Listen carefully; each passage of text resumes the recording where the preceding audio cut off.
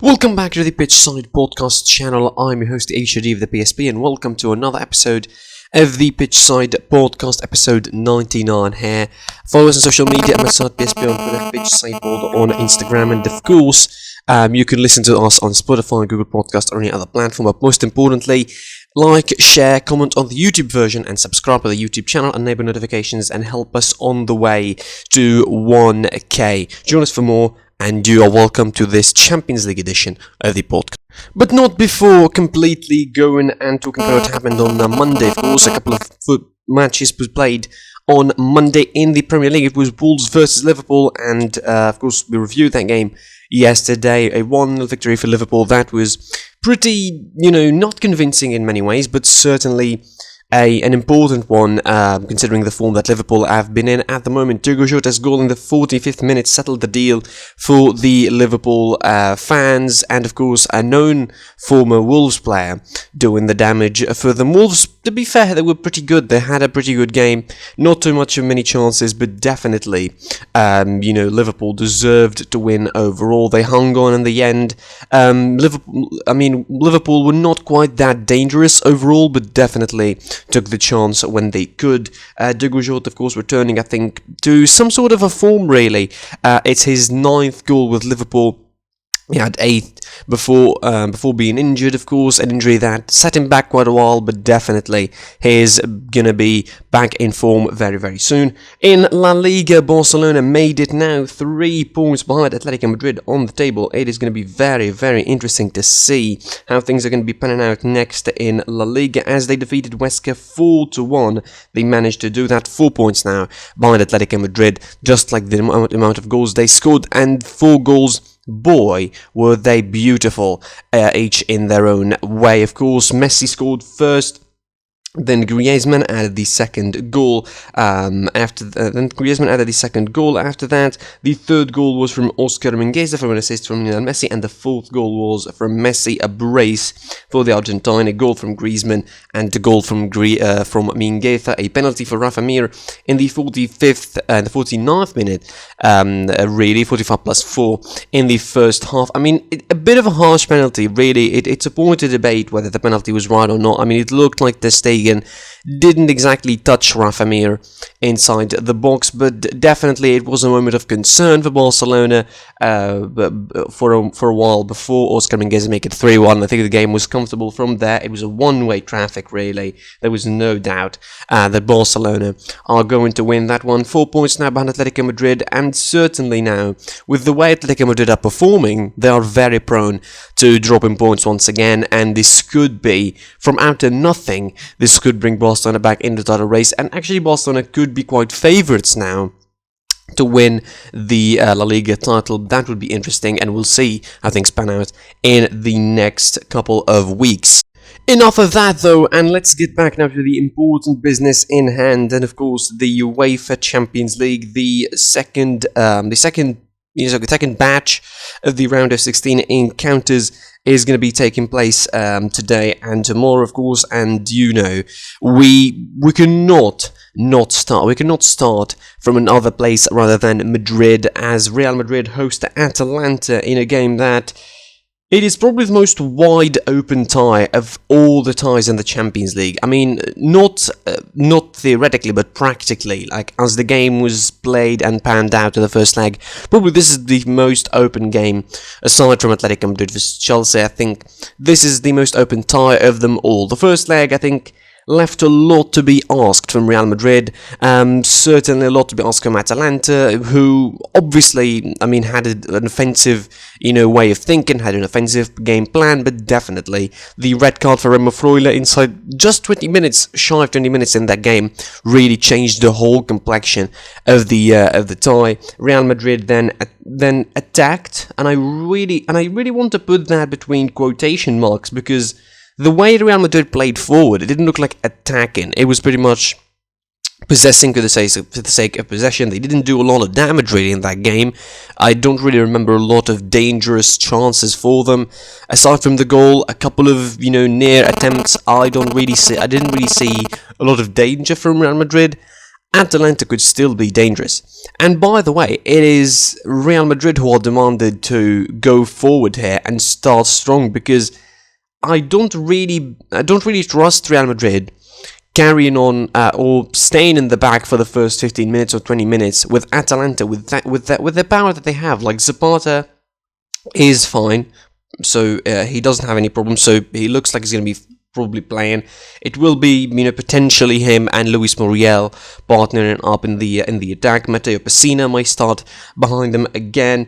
I don't understand the choice of not playing Ilicic if you're going to be starting. Starting with Ilicic behind Muriel and Zapata, that's going to give a lot of movement. Zapata could drop off to the left hand side as well. Muriel is a wild fox, I think, an experienced attacker, and he could really annoy the centre halves of Real Madrid, particularly if Ramos doesn't play, with him being just back from injury. But I assume Gasperini should have enough in him to start with the right tactics for this one.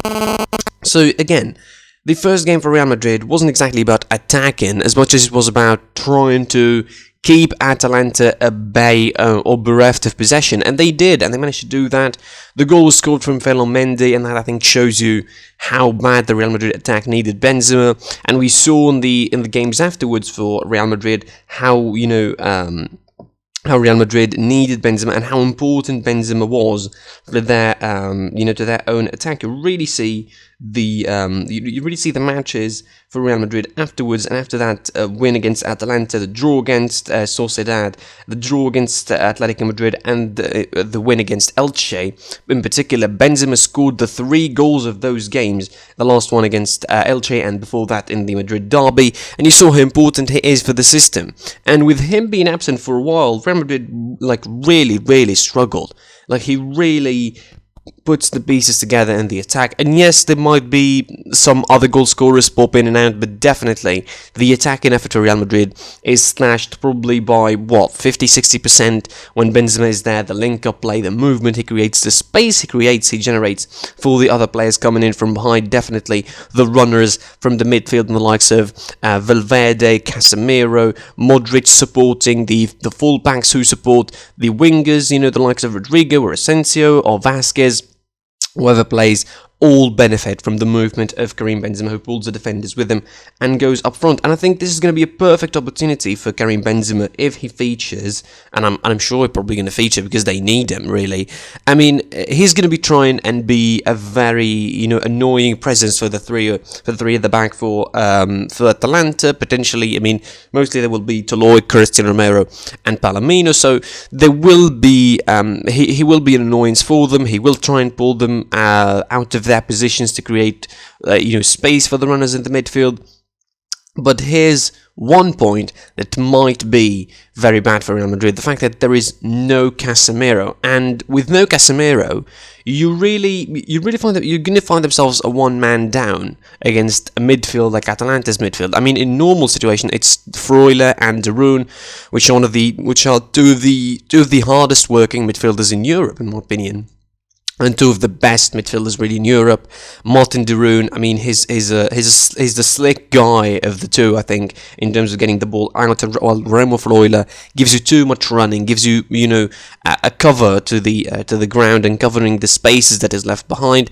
With Freuler out, Pastelic might not be the same profile, might not be the same attacking, defensive sort of minded profile. Nobody's going to be standing in front of the 3 defenders. So I think it's going to be all about being sort of compact in a good way in that middle, not allow spaces for Real Madrid to run into, do not get pulled or not get caught, or the shape shouldn't be getting disturbed when Karim Benzema is going to be moving. And that's why Zidane is going to be trying to create a space, trying to move the shape of Atalanta to find situations where he can score, because the goal in the first leg came from an individual exploit, pretty much. Like, it was Mendy, I think, a moment of genius, scoring and shooting with his right foot, and I don't really rate his shooting that much, and he did pull a curler with his right foot. So definitely Zinedine Zidane is going to be working on the idea that he needs to pull the shape of Atalanta, stretch them out as much as he can, and try and open the game forward to make the opportunities for the likes of Benzema, Rodrigo, Vinicius Juniors, any kind of player who would want to run inside that space for Atalanta. Atalanta, on the other hand, I mean, if you saw the game against Inter Milan, they really did well in terms of the the interesting point of view to close down the Inter side. They closed them down in terms of the counter attack. So there wasn't exactly a lot of space for Inter Milan to play into. One moment of bad defending, ball watching from the defense of Atalanta, and they conceded a goal. And Atalanta and Inter in that game didn't even find spaces to run in behind, really. And Atalanta were really good in closing down and being compact and denying space.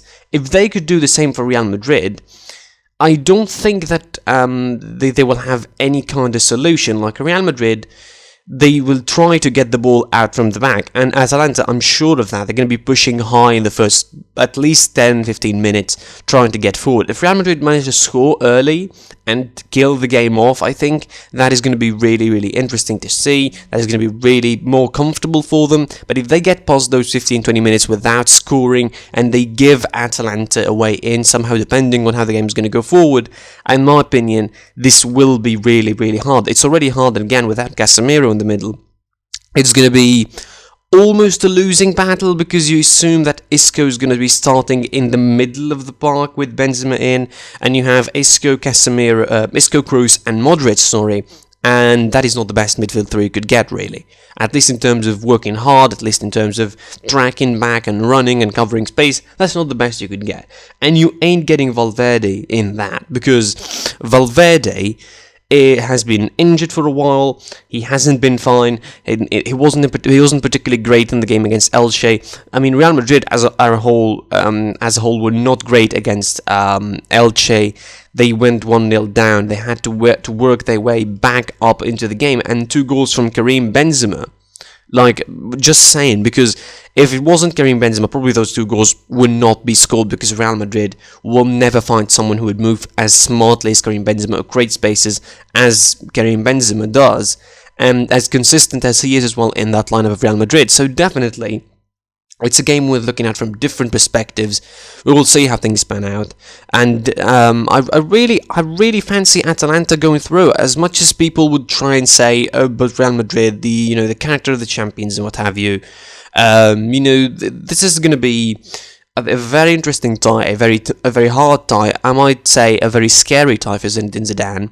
And Real Madrid are going to be, probably pushed to make more effort than they usually do in order to really win this tie and try and, get through. Atalanta, again, the biggest detail that is that they will try to score early. They will try to, kill the game dead. And if they couldn't do that, I think is going to sway more and more towards Atalanta, even with a 1-goal, 1-0 result, and then you go to extra time and to penalties, because that is going to be, even more scary for Real Madrid, who are going to be consumed really physically, and, their stamina is going to be consumed, and if anything, Atalanta probably will be ready to go the extra mile for that qualification process. It's hard to predict, really. I fancy Atalanta, but it might be that Real Madrid find the right moments and pick up the right moments and kill the game dead. I'm gonna go Atalanta just about cautiously. I think it's gonna be 3-1 to Atalanta. I really fancy them to not let a lot of space for Real Madrid, and also fancy them to bounce on the weaknesses that will definitely exist in that midfield and in the back line, particularly on the left and right hand side for them.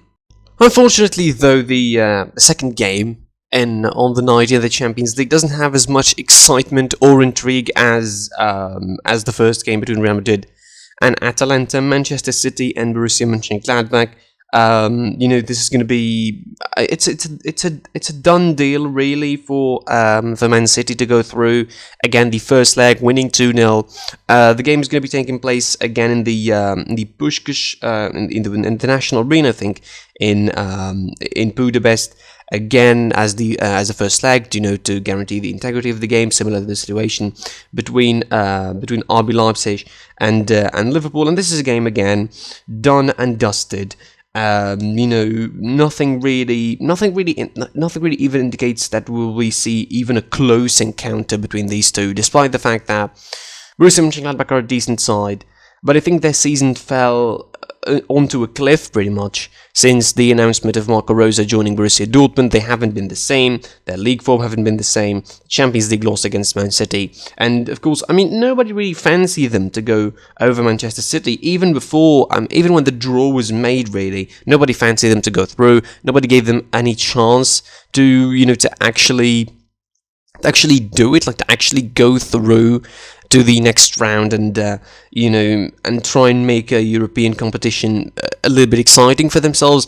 The campaign in the group stages was kicked off really well. And it had a decent feeling about it. Like drawing against Real Madrid, they would also, like everybody remembers, they 2-0 up against in that game. They could have gone 3-0 up. They could have killed the game dead against Real Madrid. And that would have made things different, not just for themselves, but for Real Madrid as well. What could have been, really, you would say.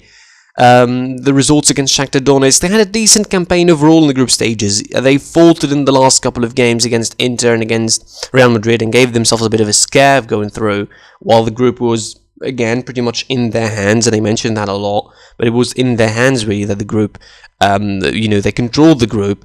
But definitely, that wasn't enough for them to qualify comfortably. They had to wait until the last kick of the game. We saw them how they were celebrating in the game against Real Madrid, just waiting for the results of Inter Milan and Shakhtar Donetsk in the San Siro. So this is just the rest in peace note, I think, for Borussia Mönchengladbach and Marco Rose. I really feel sorry for the guy. He's a good coach. He has a clear identity.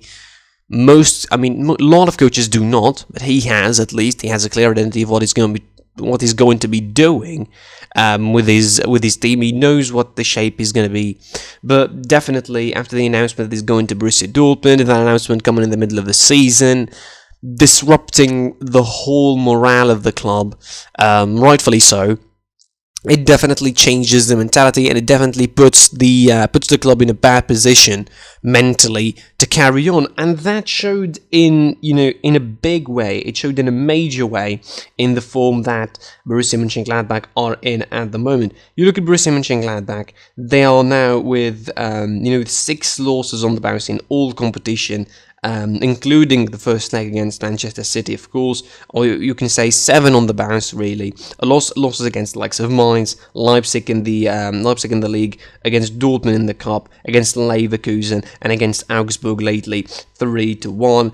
Even before that, they had a draw against VfL Wolfsburg, a loss against Köln. Their last win was back in the 3rd of February. So that is quite interesting, really, to see from this. From this point of view.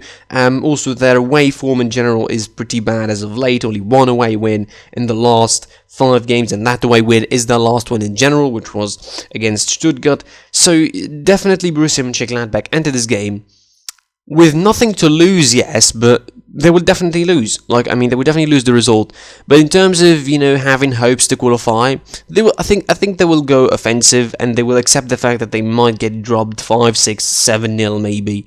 Man City rotated in the weekend against Fulham, so they're going to be entering with a full potential, full squad, full first team: De Bruyne and Gundogan and Jesus and Sterling and all of that. And when you have Aguero as your second option and in a turnover, you really have a super strong squad. And I think this is going to be a one-way traffic. Man City are going to win again, potentially by even more comfortable result than the first leg. Borussia Mönchengladbach, this is the end of the road, really, the end of the tunnel. They need to prepare for the next season, start thinking about how they're going to be getting into European competition next season, although that seems very, very unlikely considering their standing in the league. And, they would just need to work about for themselves next season. They'll try and improve themselves with a new coach that might get them back to where they once were. And I really believe that they could do that pretty soon. They will not miss European football, whatever it be, Europa League or Champions League. And they will be a force to be reckoned with in the Bundesliga pretty soon. As for Man City, there's not really a lot to talk about. Even the loss against Manchester United, as underwhelming and as disappointing as it could be, at least from a record point of view, from a record-breaking point of view for Pep Guardiola, I don't think it was anything significant in the grand scheme of things. And then they managed to defeat both Southampton 5 and then managed to defeat Fulham 3-0 pretty much without making too much effort against Fulham, even playing the second team against Fulham, quote unquote. Again, having the likes of Aguero in your second team as a turnover is pretty interesting and exciting. So for Man City, this is, I think, going to be a preparation game for the quarterfinal. They will try and, get through this with less effort again. Also, potentially, it's important without injuries to anyone. They need a full squad for that quarterfinal. And, of course, they will wait and see who will they be facing in the quarterfinal. It will always be interesting to see how they're going to be managing their games in the next round. The quarterfinal seems to be the quote unquote internet feeling of Man City, where they feel like Guardiola is going to be bottling it again and is going to be doing some of his famous overthinking, and he did that a lot over the last couple of years. So in my opinion, I think Man City should be well prepared for this one. Again, Borussia M'Gladbach are going to go at them. They may even get an early goal or something. I mean, they even get a goal. They could get a goal, really. Man City having a bit of a leak in the last couple of games, but overall, it's not going to affect the game a lot, and it's not going to get in the way of Man City being victorious, even by a lot of goals, really. I fancy them winning something of a 4-0 or 5-0 against Borussia M'Gladbach. That's it for me for this episode and for this Champions League preview. I was your boy, the HOD of the PSP. Like, share, comment on the video, subscribe to the YouTube channel, enable notifications to receive all the updates from all the content on the channel. Tomorrow is going to be our 100th episode.